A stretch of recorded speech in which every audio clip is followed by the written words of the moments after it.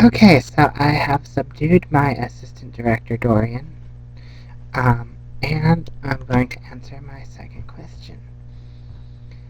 This one is since I'm doing this essay that's due in about 9 hours, and this is all that I'm thinking about, what do you think of Fight Club? Is it really a critical anti-institutional film, or is it, as Roger Ebert put it, macho porn that panders to the male ego and masculinity? You probably weren't looking for a question like that. Haha, I apologize. I'm just halfway through this essay and finding excuses to procrastinate when I should have been asleep 4 hours ago. Um, I have not read or seen Fight Club. I have been on the internet, which is similar to having seen Fight Club. That and Mean Girls are basically you pick up through osmosis. Although I have seen Mean Girls now. I think if I were to watch Fight Club now, I would have a hard time not seeing it as macho porn. After reading some of the author's really, really, really gross, misogynistic comments on concerning penetrative sex.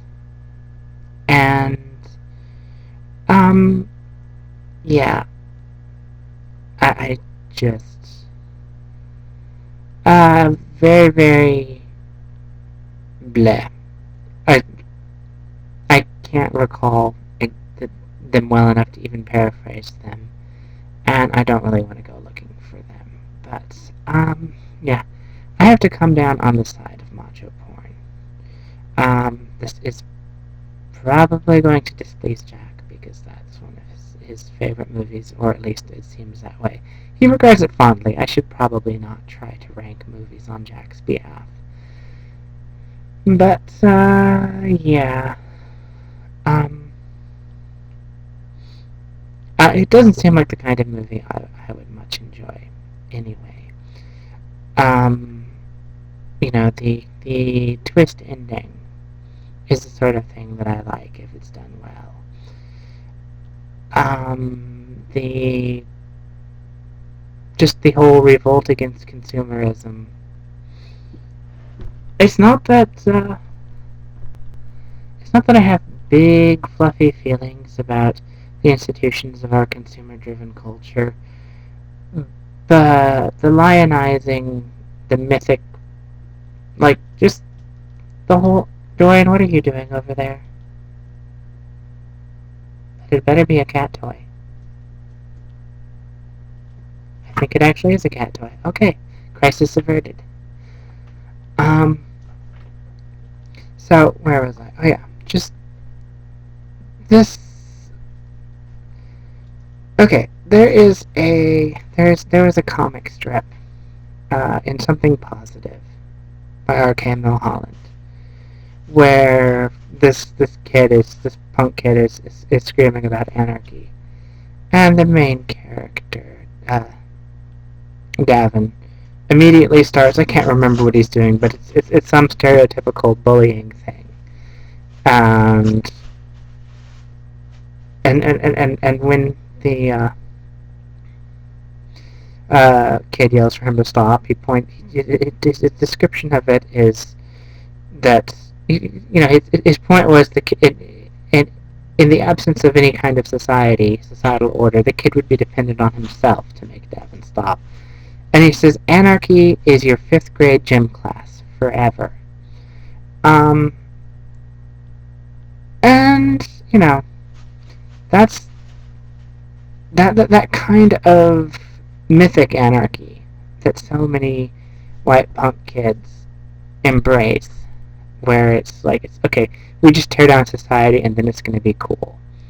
Actually, let me take this another direction. I was gonna go with the anarchy thing, but I had a roommate. I used to have a roommate who, in any given situation, whether it was driving the car or being home or whatever, she's an apocalypse prepper type mindset. She's always planning for the worst case scenario, like imagining not just that the car crashes, but that the car crashes and the engine block catches fire and she has mere moments to save herself from death.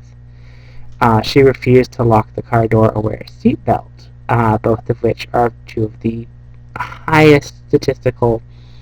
If you want to survive a car crash, keeping your arms and limbs and things inside until the car has come to a complete stop are statistically the greatest predictors of whether you'll survive or not, which is why when I'm in a car, I always but want my seatbelt and want the doors locked.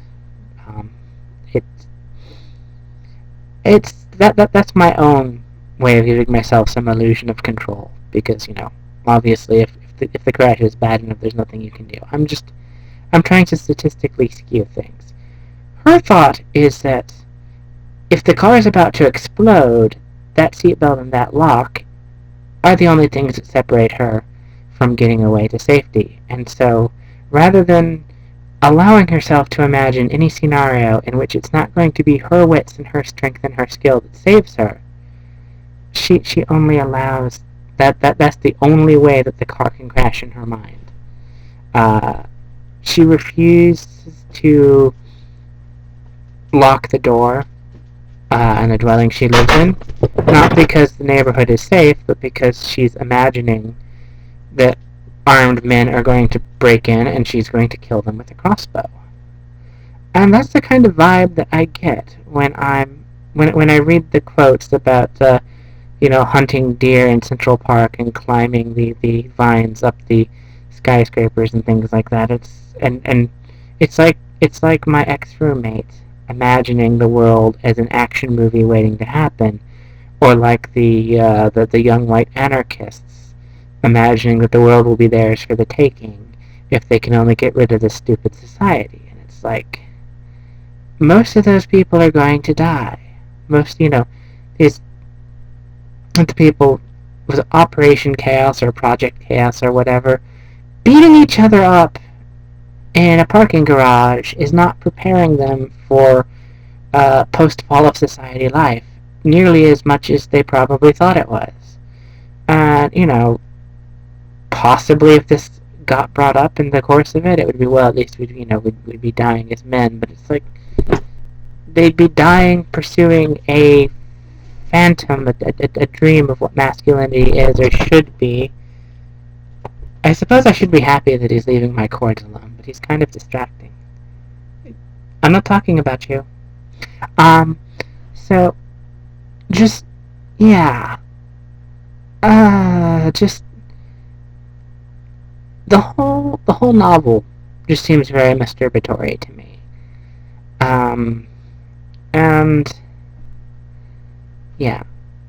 That's about all I have to say about it, and I'm having 8 minutes worth of things to say about something that I have never watched or read is probably more than enough.